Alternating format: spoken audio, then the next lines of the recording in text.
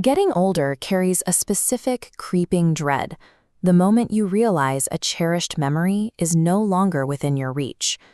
That fear often leads to a single heavy question for anyone over 55. Can memory loss actually be reversed? The answer isn't a simple yes or no, because memory loss isn't a single condition. It's a result of several different biological processes. We often treat all forgetting as an inevitable slide toward dementia, but forgetting a name and losing a language have very different origins in the brain. If you wait for a formal diagnosis to ask about reversal, you've waited too long. You were trying to repair an engine without knowing which specific parts have failed. To understand what can be recovered, we have to look at the mechanics. Memory decline follows two distinct paths. The first is functional decline. Here, the physical hardware of your brain is intact, but it is underperforming due to external factors. This flowchart illustrates how stressors like sleep deprivation, high cortisol from stress, and poor nutrition funnel into a bottleneck that restricts your neural signaling. Because the brain tissue isn't damaged, the decline is often temporary. When you address the underlying stressor, the bottleneck clears and memory function returns to baseline. The second path is neurodegenerative decline, seen in conditions like Alzheimer's disease. Unlike functional issues, neurodegenerative conditions cause physical, structural changes to the brain's anatomy that do not naturally repair themselves. This 3D cross-section shows the microscopic cause. Abnormal protein clusters build up as plaques, physically blocking and severing the lines between your neurons.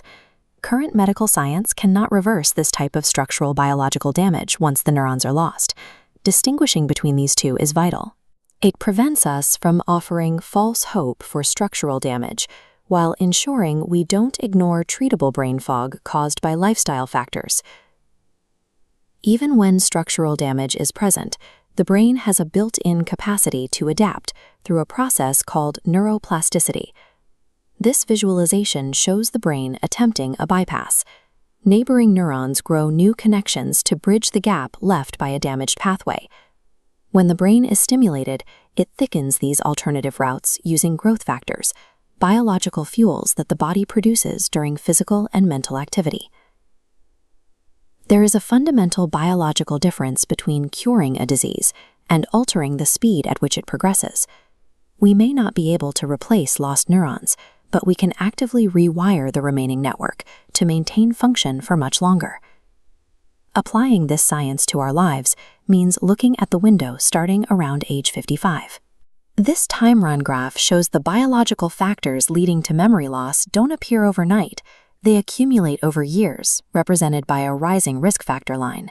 During this pre-symptom window, your brain is highly responsive to behavioral and environmental changes that push that risk line back down.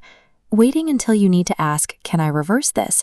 is a passive approach that allows the clock to run out on the most responsive years of your life. The objective should shift from waiting for a reversal to actively optimizing your cognitive health span. Instead of searching for a cure, ask, "What type of memory change is happening, and what can I influence?" You exert that influence through movement, sleep, and social engagement. Movement increases the blood flow that feeds those neural bypasses, while sleep clears the metabolic waste that would otherwise block them. By providing the brain with the physical resources it needs to adapt, you maximize your baseline strength and keep your independence longer. Long-term cognitive health is built today through adaptation, years before the first important memory begins to slip away.